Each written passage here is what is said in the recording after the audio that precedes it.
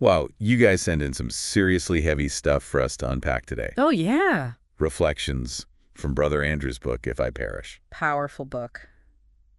So what we're going to try to do in this deep dive is see how Brother Andrew connects um, Nehemiah's prayers Okay. for his people back in the day Right.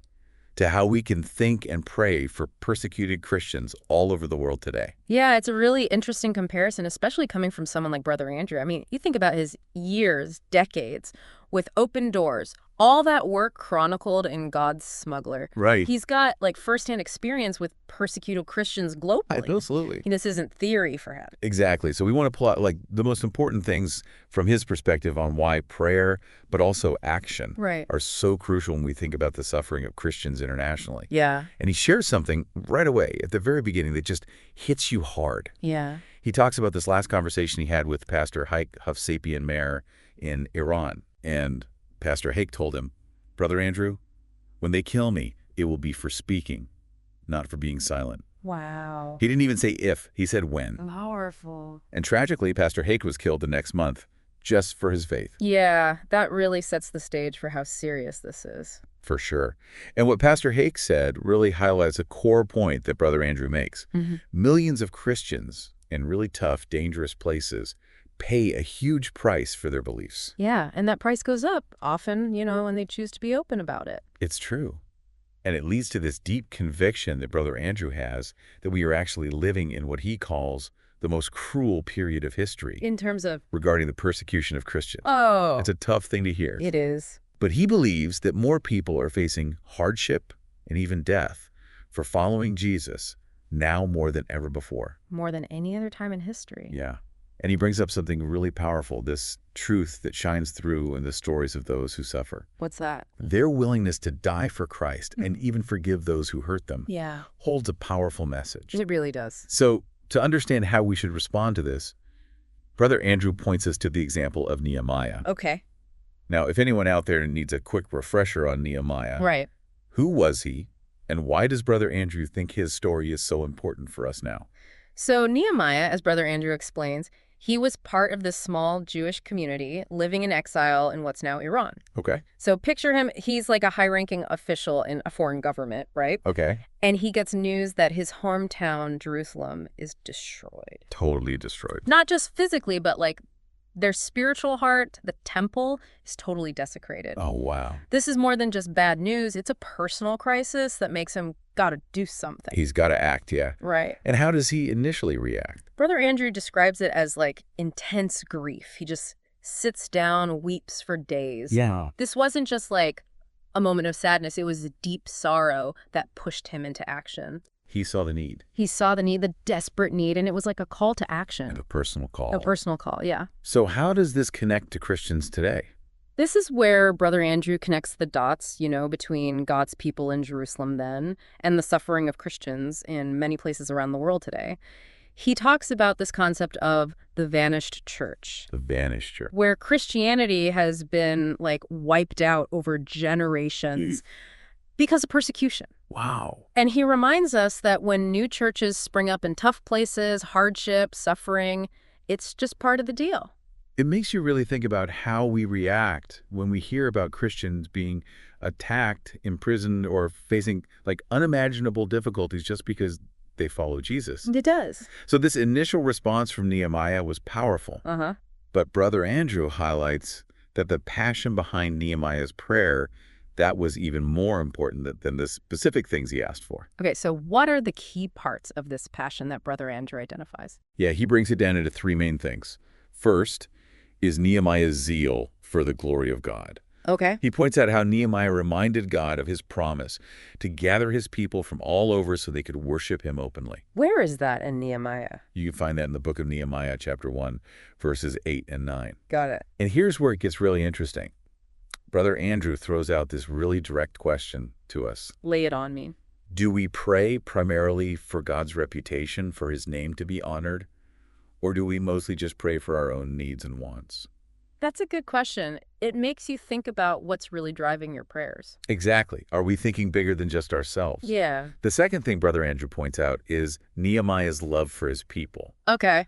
Even though Nehemiah was in a pretty comfortable, safe position, he felt deeply connected to the suffering of his fellow Jews in Jerusalem. I see. He prayed with such intensity, like he was responsible for their pain. He really took it on himself, huh? He did. And Brother Andrew, he hits us with another tough question here. Do we, like Nehemiah, kind of put on sackcloth and ashes, mourning and taking responsibility for the struggles and even the sins within our own Christian community? Right. Or are we distancing ourselves, blaming politicians or church leaders, not feeling any shared burden? Wow, that idea of shared responsibility, even when we're not directly involved, that's powerful. It really is. It shows how connected we are as Christians, that when one part suffers, we all do. Right. The third part, Brother Andrew highlights, is how Nehemiah counted his own life as nothing compared to the needs of God's people and the glory of God. Meaning? He's saying Nehemiah's compassion wasn't just a feeling, it made him take action. Okay. He really felt the suffering of others as his own. He felt it deeply. He understood that truly serving God means serving people, standing with him in their need. He didn't stay distant. No. So this powerful combo, the zeal for God, deep love for people, and putting others first, that's what Brother Andrew says is the model for praying for persecuted Christians today. It's not just saying words, it's about really feeling it. So this passionate prayer leads to action. That's what Brother Andrew suggests.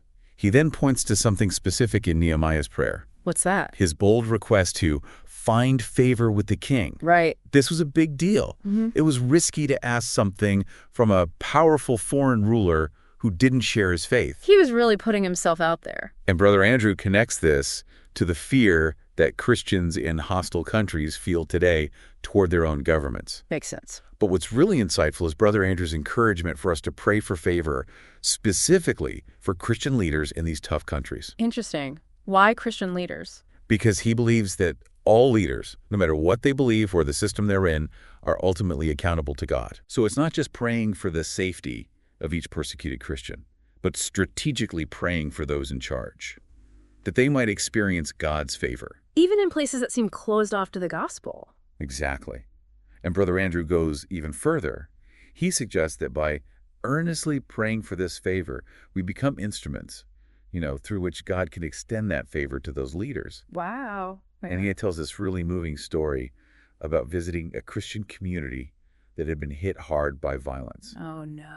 And the message they were sharing was one of forgiveness. Forgiveness. And trying to reconcile with those who hurt them. That's amazing. A true example of a Christ-like response. It's not about revenge. Exactly. It's about living out the gospel, even when things are hard. Right. But he's careful to balance this call to bold prayer with humility. Okay. He reminds us that God's favor might show up in ways we don't expect. He points to Stephen in the Bible, who, even while being stoned to death, prayed for those killing him. That's powerful. Even in intense suffering, God can still be glorified. Exactly. Yeah. And he also brings in a dose of realism, Yeah.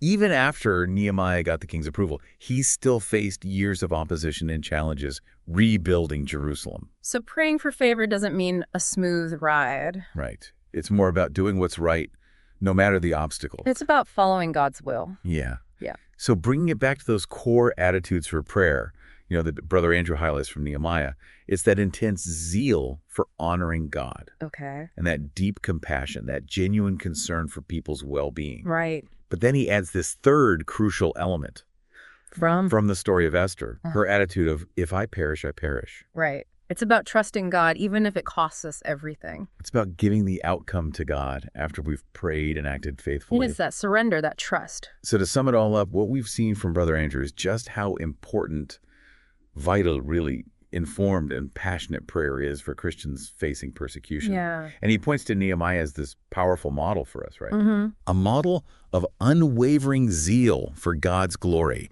that deep love for his people, and a willingness to risk it all for them. Yeah. And these aren't just abstract ideas. They're things that can actually change how we understand and pray and how we respond to suffering in the global Christian community. Absolutely. Think about Nehemiah's passion, how much he identified with others, how concerned he was for God's glory above all else. Yeah. How can that change how you approach prayer and action when you think about all the suffering in the world? Yeah. What part of Nehemiah's prayer really hits home for you?